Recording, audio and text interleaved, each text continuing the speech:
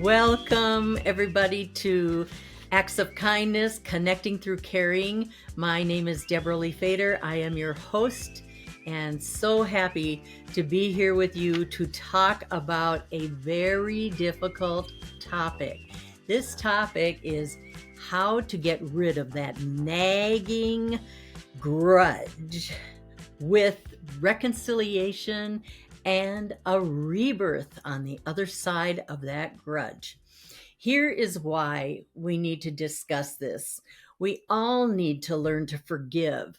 Without forgiveness, we cannot love, and there is no hope, and there is no kindness. So forgiving is not a one-way street. So here's our topic today, and it's a difficult one to task yourself with and to complete properly. It is all about getting rid of that nagging grudge and coming up with a total reconciliation to your problems. Here is why this topic is so important. It is that forgiveness, which is going to be the end product of what you are doing when you tackle the grudge. Forgiveness you must do as a two-way street rather than a one-way street in order to release love, hope, and kindness into your life and into the life of whomever you're having a conflict with. If you can forgive these things, you'll be so much better off because you are dealing with the golden rule when you totally forgive somebody. And you may be saying, well, what is the golden rule? The golden rule is to love another as you love yourself. And I'm going to put this up here for you too, because this is the 9th commandment within our reasoning of how to take care of each other. We must learn to love our neighbors as ourselves. So that is why a total living and let live and letting go and letting God handle all of your comings and goings will make your life better. So here's one more thing to remember. We've talked about forgiving is not a one-way street. It is a two-way street. You have to have straight line communication with the other person that you're dealing with in order to really get across your points, and you have to listen well to their points and then come up with your resolution. And the way you do this is to be accountable for the wrong that you've done and have your friend also be accountable for the wrong that they've done. And that is such of a difficult step to take, but you can do it. And once you've accomplished that, the forgiving part is much easier than you think. But there is also the part that we haven't discussed. It's called forgetting. Forgetting is the most difficult part of this process. But keep in mind that when you can't forget, you are signaling. No, let me go back. Okay. Forgiveness, the forgiveness that you can bring is so much easier than actually implementing the forgetting action of your endeavor to be whole again. And when you can't forget, it may be signaling to you that you need boundaries in order to deal with that future situation or the person that you feel you harmed and you feel that has harmed you. So, for instance, let's say you lost your job. Well, you're not going to be running around backstabbing the people that may have fired you or backstabbing the place that you work, because you are going to just be shooting yourself in the foot. You have to form those boundaries and go into the office, your new job, remembering what happened, and then also giving yourself the room to grow, to pass through that forgiveness that you have had to try to deal with, and just let go, live, let God handle it for you. And there's a book that I want to tell you about when you're trying to let go and let God. It's called Resting in the Vine. Resting in the Vine. And that will help you, because if you rest in the vine of spirituality, and in my case, it is Jesus Christ. If I'm resting in the vine of Jesus, I'm able to let go, let the vine carry me. And then also you can try it for yourself, and you will find that your responsibilities are fading away with the natural order of learning to forgive, and you'll be able to forget and let God help you. Here's one more thing. When you continue to put in boundaries for everything that you do in your forgiveness pattern, you can cause yourself great harm because you're not allowing yourself to grow or let other parties grow. And so when we've set these conditions, we are having to be receptive to these conditions, and that's on both sides. Something that I want to talk about also is that you can put this together in your mind when it comes to wars, because wars all have the conditions attached to them. And what happens is when we have broken a condition, we go back into a war.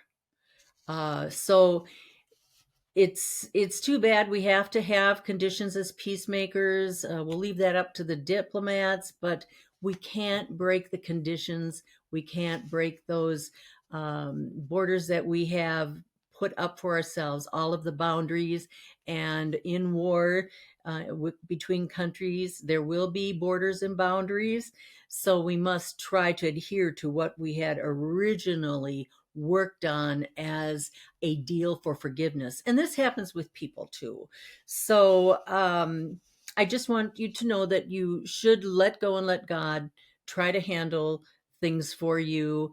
And it does help to lessen that responsibility of helping you to learn to rest and think through your accountability with that person, or through that project, or through your coworkers or workload. So think about all of that and then rest in that vine.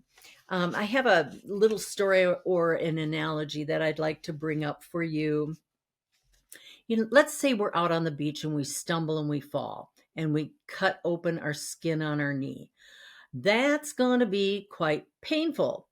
And what we have to do is quick go and get some help, or get some water, and soapy water, and maybe a sponge, and try to rinse out that sand and clear up that wound before we can bandage it.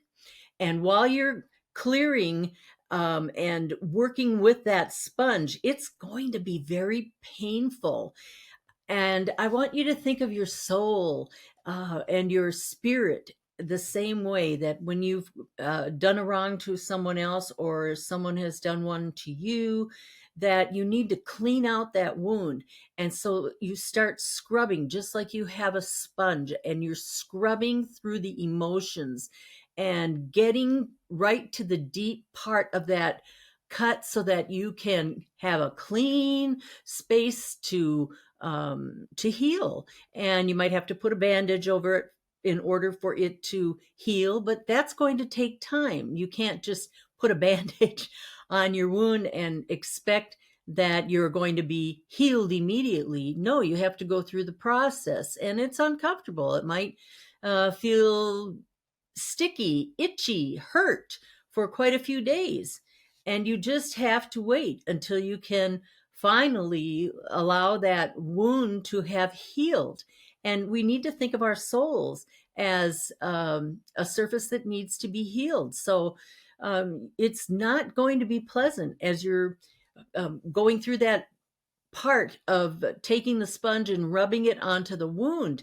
It will hurt, and you will have to face things that maybe you may not want to.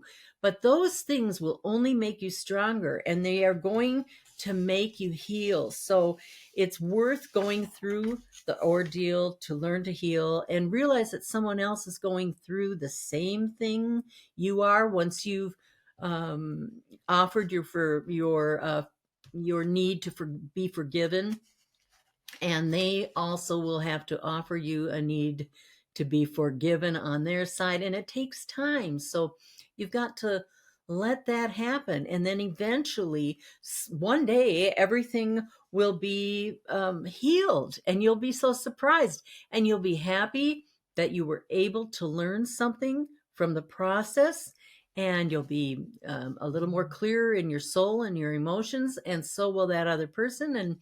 And then eventually you'll be able to come back together, maybe with boundaries, maybe not, and resume a relationship with them. So these things are very important to learn in life. No more grudges. Grudges will only eat you up. It's just not worth it. You have to try very, very hard to clear out that wound and let it heal. So here are some other thoughts as we move on through the podcast. Here are the key takeaways. Forgiving is not a one-way street. It's a two-way street. You cannot have conditions on your forgiveness unless you need boundaries. And if you do, you have these boundaries, you must be able to work within the boundaries and not to break the contract of the boundary.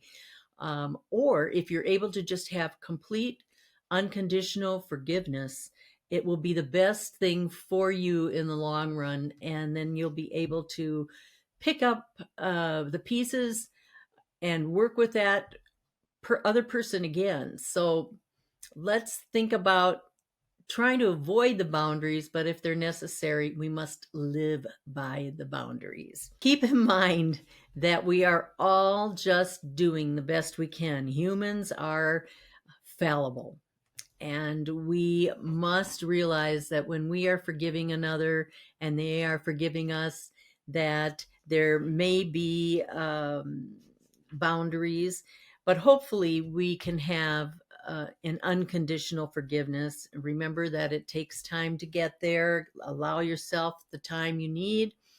And in any situation, the best thing is always to remember again that we are all doing the best we can. You must come to terms with yourself and deal with your issues before asking the same of another person. It will hurt. We know it's going to hurt. We have to clean out that wound. And as we're cleaning it out and gathering our clarity, we come to some aha moments.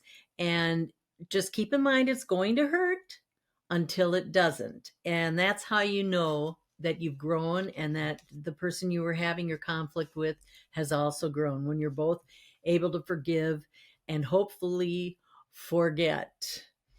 And here's how you can reach me. Once again, I'm the Queen of Kindness, and you can find me at queenofkindness.org, or you can email me. That will be on the website, or give me a call. I'll be glad to walk you through your patterns of learning to forgive. And I just want to thank you so much for being a part of this podcast today. I hope you enjoyed it, and I'm looking forward to talking to you again. God bless. Have a marvelous day.